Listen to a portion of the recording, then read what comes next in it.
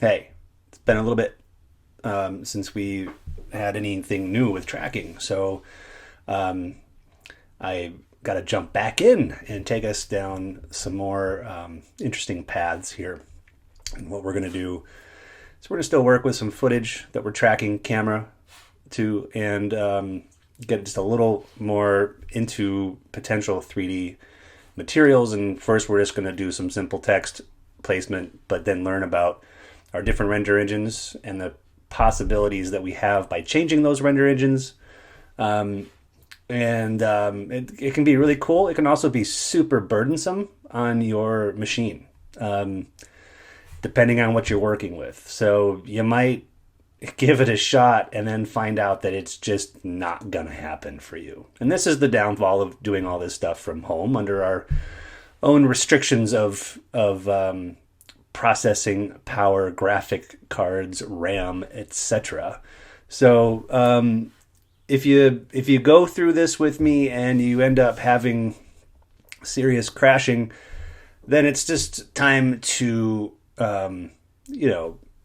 either just surrender and stay with something that's more manageable, or see what your options are. If you got a little extra cash floating around, see about getting some more RAM. RAM is huge in this. So is graphics processing power.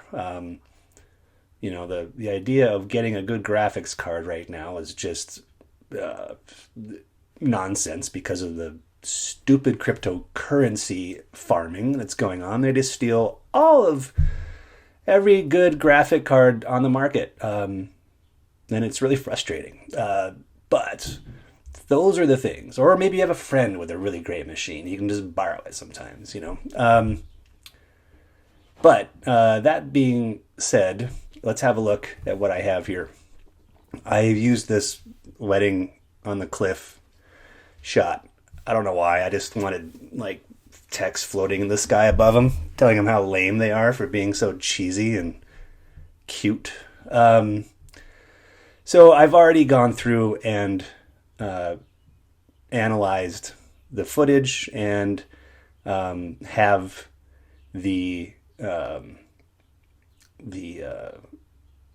camera processed here. So I have a lot of different options for what I want as my plane. I could say that there are some areas here that it's sort of found that are like anchored on the mossy grass there, or surfaces of the rock, farther away, then very up close here. So we have lots of options as far as what you want to do. And even if the plane isn't tilted the right way, you should know that you can end up rotating on different axes and get what you want. So I'm going to grab a plane somewhere right down here because it feels like it's at the same sort of, it's parallel with the way that those two are facing. So I'm just going to start there. I'm going to select that. And then I have to choose what it is that I want to do. So I right click or control click on it. I need my eyes here. And then I get to say, what do I want? Do I want text and camera, solid, null, shadow catcher? We'll get into that later too.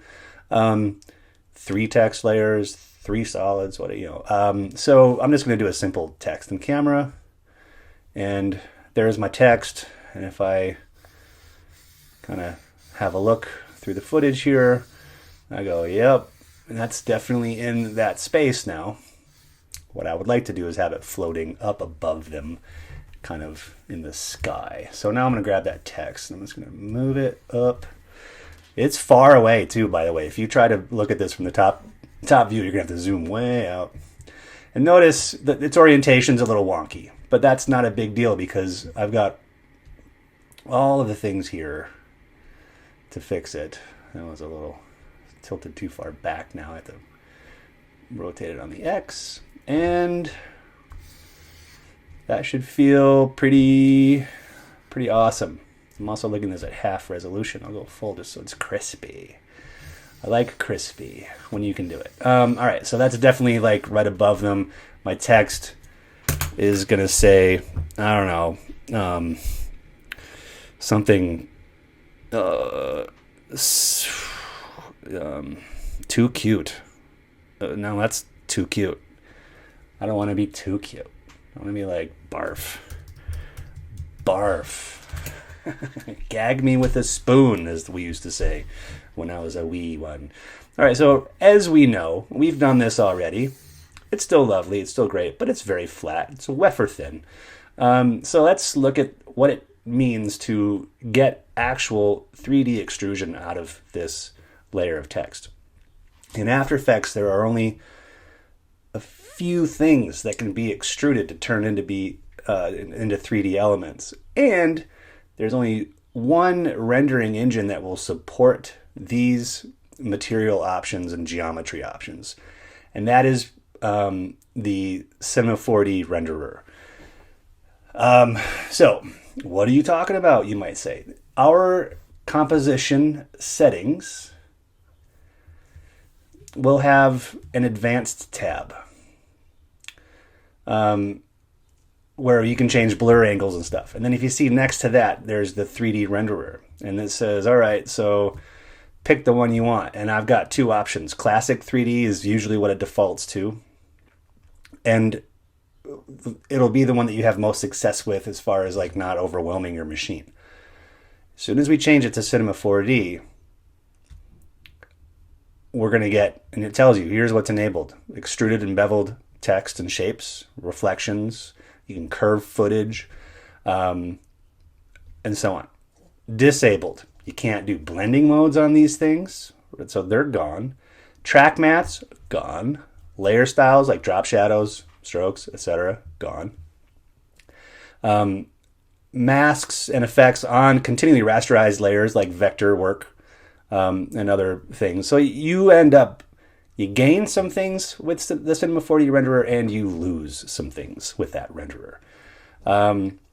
So I'm going to say, okay, cool, I'm going in. I'm going in. What does that mean? That means that when I open up the attributes for that text layer, I see that there's my text options, there's my transform options, those are expected. But now I have two new ones, geometry and material. And geometry means how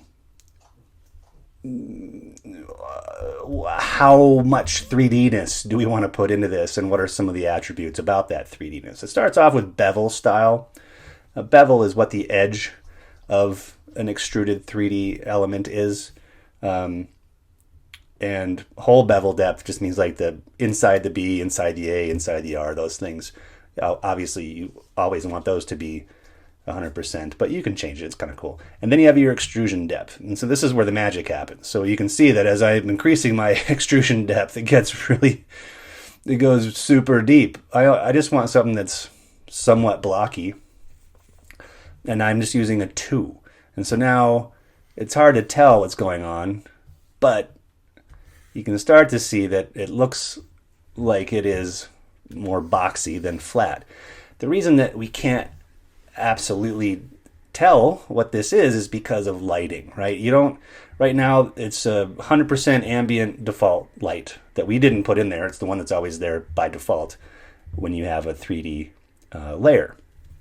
So we have to start to play with the sculpting and the behavior of this element in a way that we can connect to it and understand that it is not only occupying space, but it's living in a space appropriately. And this one's going to be challenging because it's like golden hour. The sun is low, the sun is warm, and shadows are kind of like casting straight across the landscape here. So I have to do a few things to get started. And the first one would be to put in a new light. And that light will be an ambient light. And that light could be warm, but I think the ambient light is more... it's fall. So it's going to be still kind of whitish, but a little warm here. And then I have to deal with my intensity. And you never want to have an intensity of an ambient light at 100 typically because you're trying to sculpt it. And there's light that bounces around, and usually it's somewhere around 25 or 30%. So I'll do 30. So that just changed the text completely. However, I still can't really see anything. I don't have a proper light setup yet. And the first thing that I would do is just say, yeah, we need a light that's like the sun. And if you recall our lights, out of the options that we have for the types of lights, we have a parallel, spot, point, and ambient. Point light is like a bulb that shines in all directions. Spotlight is a bulb in a can that can be focused and shining in a certain direction, and it can also live all over the place. And then you have a parallel light. The parallel light is a light that is just single direction, but it's universal. It's like everywhere. It's the God light. So I want the God light, and I'm going to say that I want to be warmer. I'm just trying to get like that nice, dusky, golden hour kind of look. We'll see how that is. And then our intensity, just, I'm going to set it to 100. Click on that sucker. And I do want it to cast shadow. Well, no, I'm not going to, it doesn't matter. We're not going to deal with shadows just yet. And we'll hit OK. So boom. Now we can actually see some definition to our text. I still need to play with what my angle looks like. So the angle, you're going to want to identify the front plane as being your, like, what's picking up the light. So you kind of have to really swing this thing around a little bit. And it's difficult when you do it in the active camera view, because it's hard for you to swivel that thing around. So sometimes you might have to go into your top view, or just any other side that seems to work with you. The top would make more sense because you're looking down at it and seeing its relationship to your text. And what you're trying to do is mimic what's happening in this scene. And as a tracker, you're always trying to do that. As a compositor and doing 3D work, whatever, like, you are trying to make sure that the elements that are in your shot are responding to the natural light and the given light or the set light of a production, as far as placement and direction, color, intensity. All of these things are really important for us to start to pay attention to and try to mimic at the same time. So here I am on the top view. I'm going to zoom out. Beep, beep, beep, boop. That's how far away that text is. You can see it up here. So it's really far away. I don't have to zoom out that far, though. I just have to move my stage a little bit.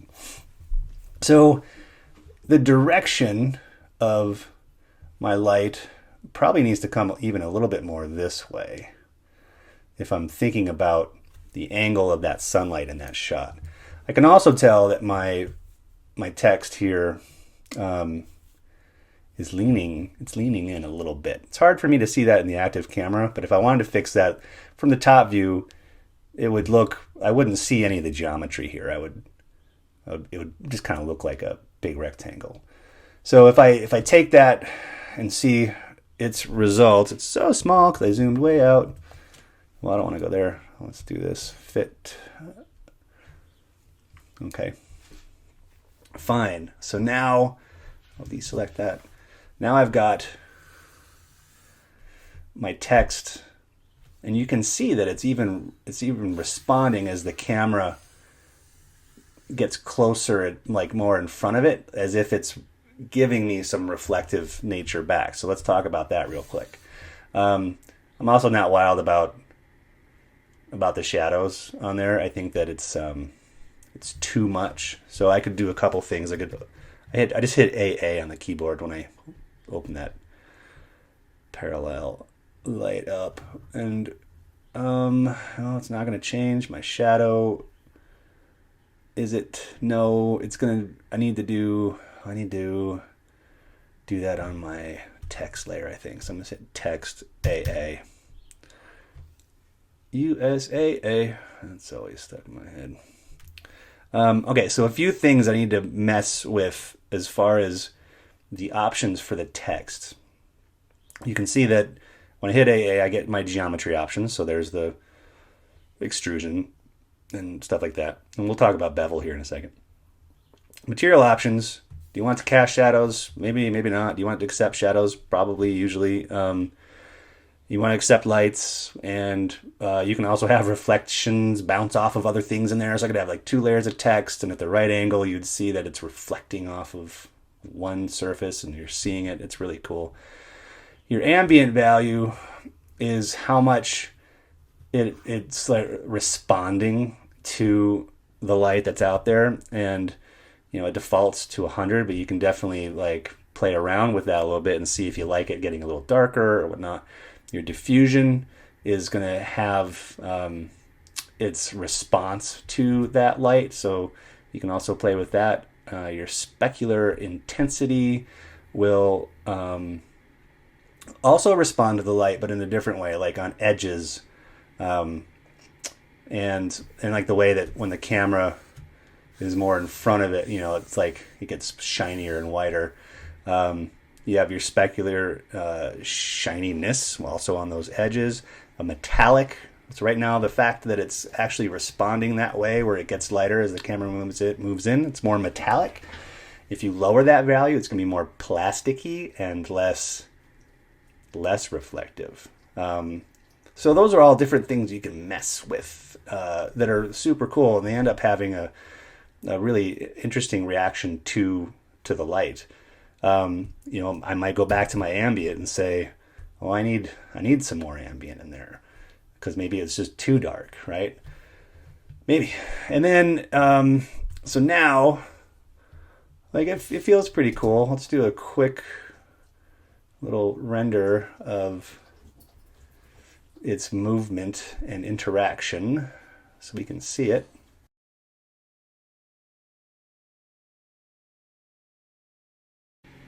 And look at that, it's cool. Super cool. And it's going to get a little bit brighter as the camera nears sort of the front of it. All right, so lovely.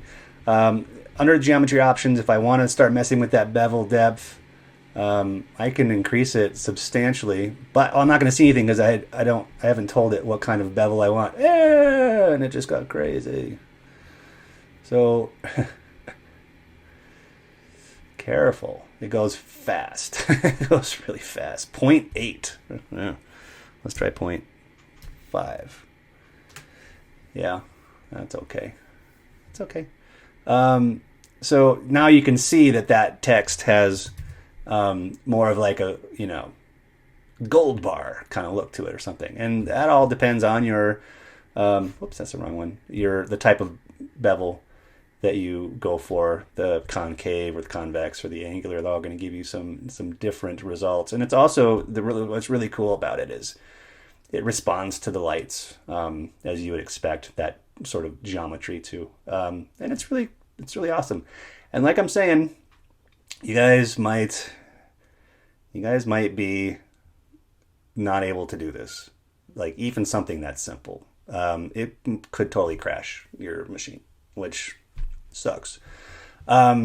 However, it's really worth giving a shot. And if you like I said, if you either can, if it's just going to take a long time, then just be patient, walk away, get a cup of coffee. But there's a decent chance that you might get an error message that says you can't do it because you don't have enough RAM or your graphics processing just won't be able to handle it.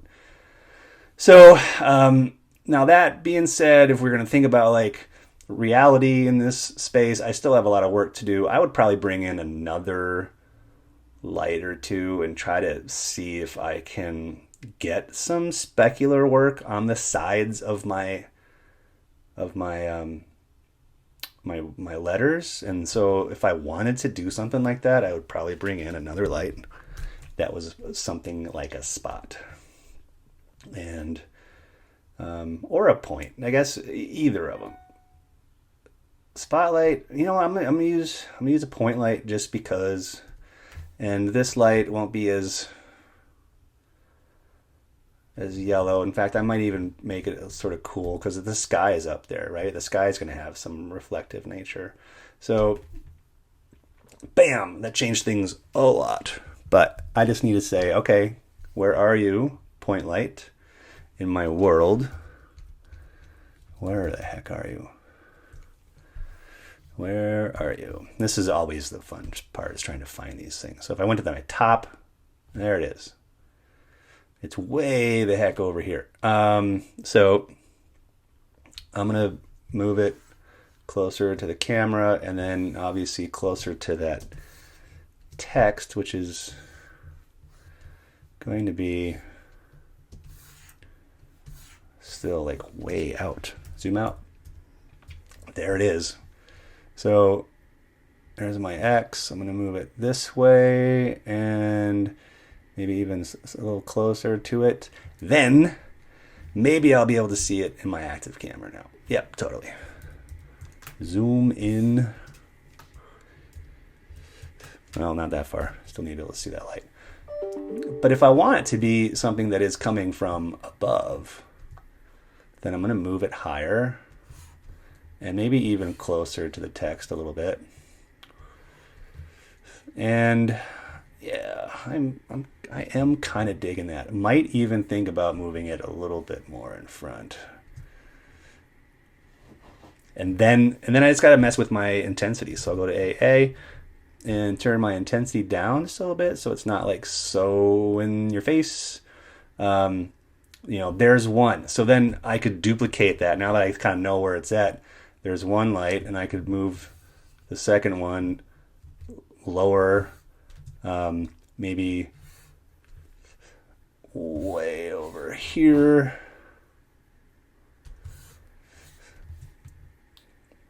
And I'm getting some different illuminations. I would also just change its color. So I'll double click on that, come in and say, you can be, sort of whitish. Your intensity is not going to be as much. You're going to be a little lower. Because I don't want to hog all of the other light that the parallel is doing. So there's a 4 light setup, and it does help. I'm still not sold on it. I'd have to definitely put a little more care in there. In fact, maybe at this point I can take my ambient and just lower that intensity a little bit, so that it's not filling too much. I'm letting the other lights do some of the heavy work here. But it's really cool. So play around with this, and then our next look here is we'll take a look at some other options that'll be really helpful. All right, thanks guys.